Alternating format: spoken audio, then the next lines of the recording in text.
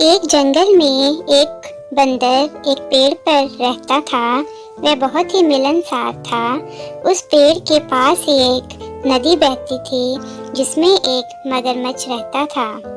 एक दिन वह मगरमच्छ नदी से बाहर आ जाता है और उस पेड़ के पास आता है जहाँ बंदर बैठा होता है। बंदर उसे नदी में से बाहर आने का कारण पूछता है तो मगरमच्छ उसे बताता है कि आज उसे बहुत भूख लगी है, आज उसे खाने को कुछ नहीं मिला। तो बंदर उसे पेड़ से कुछ फल तोड़ कर देता है और उन दोनों में दोस्ती हो जाती है। ऐसे ही रोज मगरमच्छ आता और उससे फल खाकर चला जाता। एक दिन बंदर ने उसको थोड़े से फल उसके घर लेके जाने के लिए दिए। वह फल लेकर अपने घर चला जाता है जहाँ उसकी पत्नी फल को देखकर बहुत खुश होती है और उसको खाती है।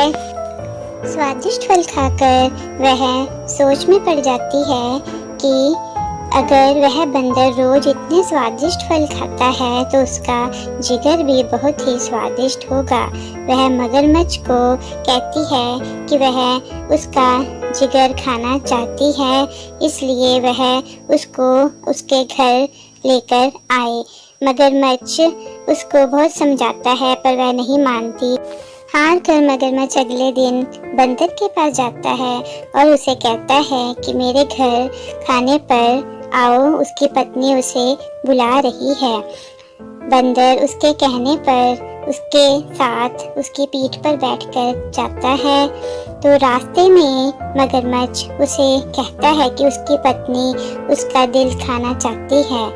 तो ये सुनते ही वह बहुत ही हैरान हो जाता है और वह बहुत ही उदास हो जाता है।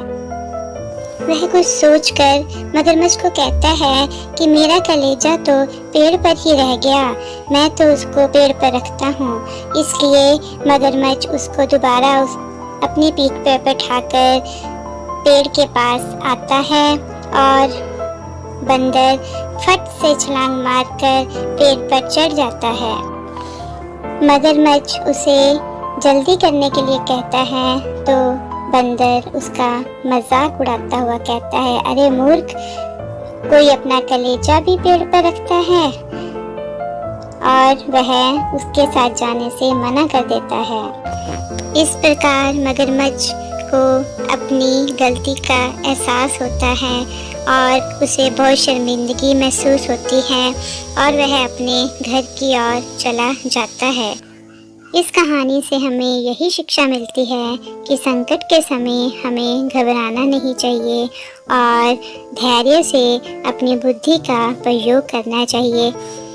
जैसे बंदर ने संकट के समय धैर्य से अपनी बुद्धि का प्रयोग करके अपनी जान बचाई।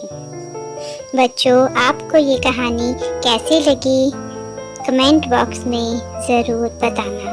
धन्यवाद।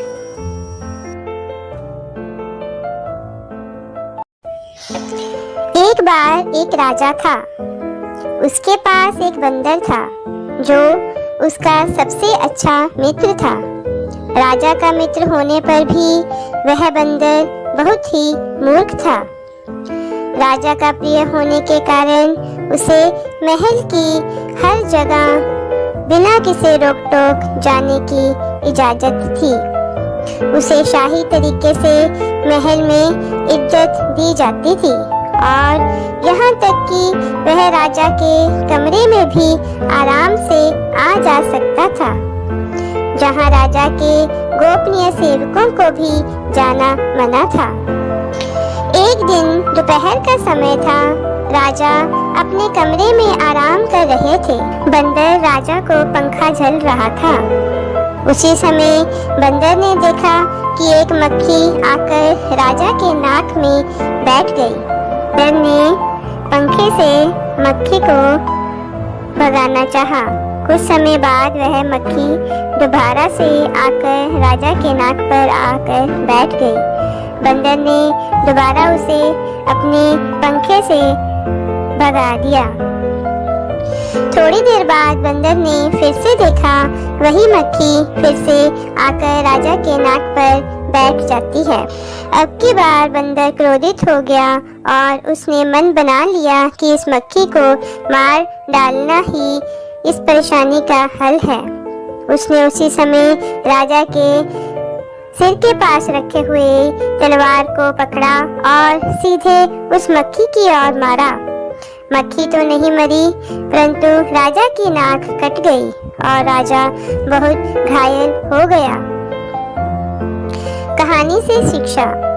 मूर्ख दोस्तों से सावधान रहें, वे आपके दुश्मन से भी ज्यादा आपका नुकसान कर सकते हैं। धन्यवाद।